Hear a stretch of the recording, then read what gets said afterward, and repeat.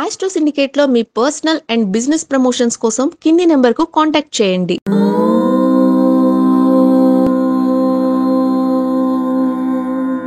ఓం శ్రీ గురుభ్యో నమః. హరి ఓం.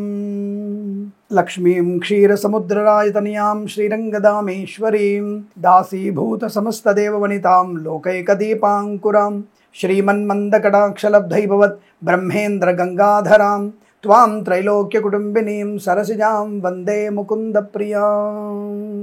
అందరికీ నమస్కారం. వారం వారం షేర్ మార్కెట్ సమాచారం. ఇదేదో మిమ్మల్ని నేను చెప్పిన వాటిని కొనమని చెప్పే ఉద్దేశము కాదు.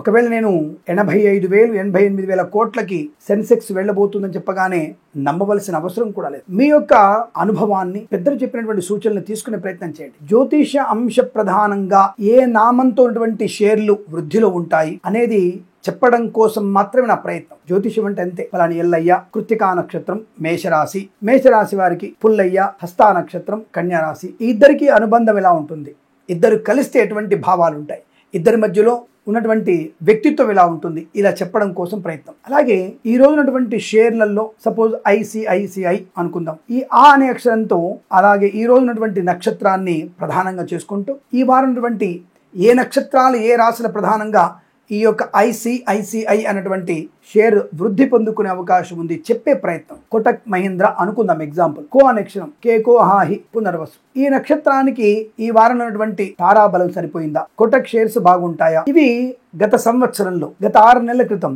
ఎలా ఉన్నాయి అని పరిశీలింపజేసి ఈ షేర్లకి నామరక్ష ప్రదంగా ఇవి బాగా ఉన్నాయి అని చెప్పడం. మరి మీరు గురుగారు ఎలా చెప్తున్నారు? సెన్సెక్స్ 83,000 పాయింట్ 275 సంథింగ్ చెప్తున్నారు, ఎలా చెప్తున్నారు మీరు అడిగితే, గత వారం యొక్క గ్రహస్థితి, ఆ సమయంలో ఉన్నటువంటి గ్రహస్థితి వల్ల సెన్సెక్స్ ఎంత వృద్ధిలో ఉంది, ఎంత బెంచ్ మార్క్ దాటింది చెప్పడమే.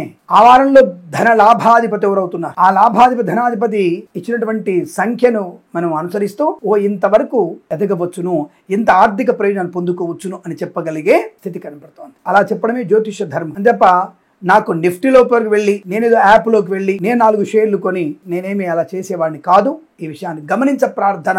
అలాగే ఈ వారంలో మనకి ఉన్నటువంటి ఆర్థిక షేర్ మార్కెట్ ఎలా ఉండబోతుంది అని అడిగితే మనకి బ్రహ్మాండ స్థితి కనపడుతుంది. మనకి ఈ మే చివరి వారంలో అనుకుంటా లాస్ట్ 3 రోజులు ఏదో మనకి నష్టం కలిగింది బాగా కదా, మనకి మే 3వ వారం అనుకుంటా. అటువంటి స్థితి మళ్ళీ మనకు కనపడే అవకాశం ఉంది. కానీ బుధుడు కుజుడి యొక్క మార్పు వల్ల తప్పకుండా ఈ మాసం మొత్తం, దాదాపుగా జూన్ మాసం మొత్తం కూడా మనకు అనుకుంటుంది. 1వ వారం వరకే చిన్న చిన్న ఆటంకాలు ఉన్నా 2వ వారం నుంచి జూన్ 6 నుంచి అనుకుంటా కుజుడు మారుతున్నాడు. తప్పకుండా మనకి ఆర్థిక ప్రయోజనం, సుస్థిరమైనటువంటి ఆర్థిక లాభాలు ఉంటాయి. 45 రోజులు 50 రోజులు మనకి ఎక్కడ ఆటంకాలు, సరే ఎక్కడైనా 2-3 రోజులు ఆటంకం ఉండి నష్టం జరగవచ్చు, 1,00,000 కోట్ల నష్టం రావచ్చు, 2,00,000 కోట్లు మనం నష్టపోవచ్చు. కానీ ఉన్నతి వృద్ధి ఆర్థికంగా బాగానే ఉంటుంది. జూన్ 1వ వారంలో మనకి కాస్త జాగ్రత్తలు ఉండాలి. జూన్ 2వ వారం నుంచి చాలా బాగుంది, అది వేరే విషయం పెట్టండి. జూన్ 1వ వారంలోనే మనకి చాలా మంచి ప్రయోజనాలు కనబడుతున్నాయి.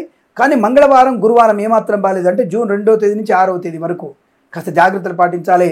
మనకి మే 3వ వారం ఉన్నటువంటి ఫలితాలే ఇక్కడ పునరావృతమయ్యే అవకాశం కనబడుతుంది. ఈ ఐరోపా మార్కెట్ యొక్క అనుకూలత, ఆసియా మార్కెట్లో ఉన్నటువంటి అనుకూలత మనకి తప్పకుండా లాభాలు స్వీకరించే అవకాశం ఉంటుంది. తప్పకుండా మనకి మిడ్ క్యాప్ కూడా మనకి మంచి ఉపయోగపడుతుంది. అంటే సెన్సెక్స్ లో మిడ్ క్యాప్స్ కూడా మనకి మంచి లాభాలు స్వీకరించగలిగే అవకాశం ఉంటుంది. దాదాపుగా 52,000 నుంచి 53,500 వరకు ఈ మిడ్ క్యాప్ యొక్క బెంచ్ మార్క్ ఉండబోతున్న విషయాన్ని గుర్తించండి. ఇక నిఫ్టీ ఎలా ఉండబోతోంది?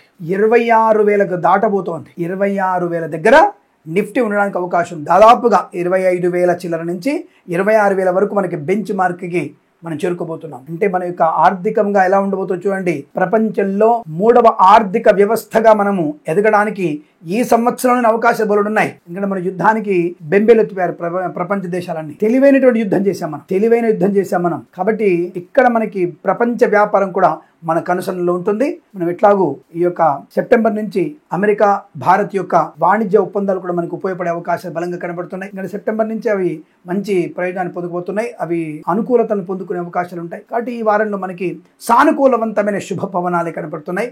ఆర్థికంగా అభివృద్ధి ఉంటుంది. మంచి ఆర్థిక ప్రయోజనం పొందుకుంటాం. మంగళ గురువారంలో కాస్త జాగ్రత్తగా ఉండే ప్రయత్నం చేస్తే సరిపోతుంది. మరి ఏ షేర్స్ బాగున్నాయి? ఇందాక అనుకుంటా ICICI, Kotak bank, Yes bank, Axis bank మరియు State Bank of India banking sector లో లాభాలు స్వీకరించగలిగే అవకాశం, మంచి అనుకూలమైన షేర్లు, ధనం సంపాదించుకోవచ్చు. ఇక సాఫ్ట్వేర్ రంగంలోకి వస్తే విప్రో, హెచ్సిఎల్, అలాగే మహేంద్ర అంటే టెక్ మహేంద్ర, టాటా సంబంధమైన వాటిల్లో మనకి లాభాలు స్వీకరించగలిగే అవకాశాలు కనబడుతున్నాయి సాఫ్ట్వేర్ రంగంలో. మరి మెడికల్ సంబంధించినది అరోబిందో, రెడ్డి ల్యాబ్స్, అలాగే కొన్ని కొత్తగా ఉన్నటువంటి వైద్య సంబంధించిన షేర్స్ కొత్తగా వస్తున్నటువంటివి, తప్పకుండా వాటిలో కూడా మీరు షేర్స్ లో పెట్టుబడి పెట్టవచ్చు, లాభాలు స్వీకరించే అవకాశం. ఇన్సూరెన్స్ లో ఎల్ఐసికి లాభాల బాట పడే అవకాశాలు కనబడుతున్నాయి. అలాగే ప్రుడెన్షియల్ వాటిలో కానివ్వండి, అలాగే స్టార్ ఇన్సూరెన్స్ లో కూడా పెట్టుబడి పెట్టవచ్చు, లాభాలు స్వీకరించగలిగే అవకాశాలు కనబడుతున్నాయి. మరి ఏ రాశుల వారికి బాగుంటుంది అని అడిగితే, ఒక మకర, మీన, సింహరాశుల వారికి మాత్రమే కొద్దిగా బాలేదన్న విషయాన్ని చూడండి. మకరం, మీనం, సింహరాశి వారికి కొద్దిగా ఆటంకాలు ఎక్కువ కనబడుతున్నాయి, ఆ విషయంలో జాగ్రత్తగా ఉండండి. మిగతా రాశుల వారికి ధనధాన్య వృద్ధి బ్రహ్మాండంగా ఉంటుంది. షేర్ మార్కెట్ లో పెట్టుబడి పెట్టవచ్చు, లాభాలు స్వీకరించగలిగే అవకాశాలు ఉన్నాయి. కాబట్టి మీ యొక్క స్వీయ అనుభవాన్ని, పెద్దల యొక్క సూచనలు, సలహాలు తీసుకొని షేర్ మార్కెట్ లో పెట్టుబడి పెట్టి మంచి లాభాలు పొందాలని, పటిష్టమైన ఆర్థిక భారతానికి మనందరం చేయూతనివ్వాలని, అటువంటి ఆర్థిక భారతాన్ని మనం చూడాలని నేను కలగంటున్నాను. మీరు కూడా కలగరండి. ఆ కళ నిజమయ్యే అవకాశం ఈ 4 నెలల్లోనే మనము 3వ ప్రపంచ ఆర్థిక స్థిరమైనటువంటి దేశంగా ఆవిర్భవించబోతున్నాం. అది సాధ్యమవుతున్నటువంటి సమీకరణాలు కనబడుతున్నాయి. అలాగే ఉంటుందని నేను మనస్ఫూర్తి కోరుకుంటూ, సర్వే జనా సుఖినో భవంతు, అఖండ ఐశ్వర్యమస్తు. ప్రేమతో మీ కిరణ్ శర్మ.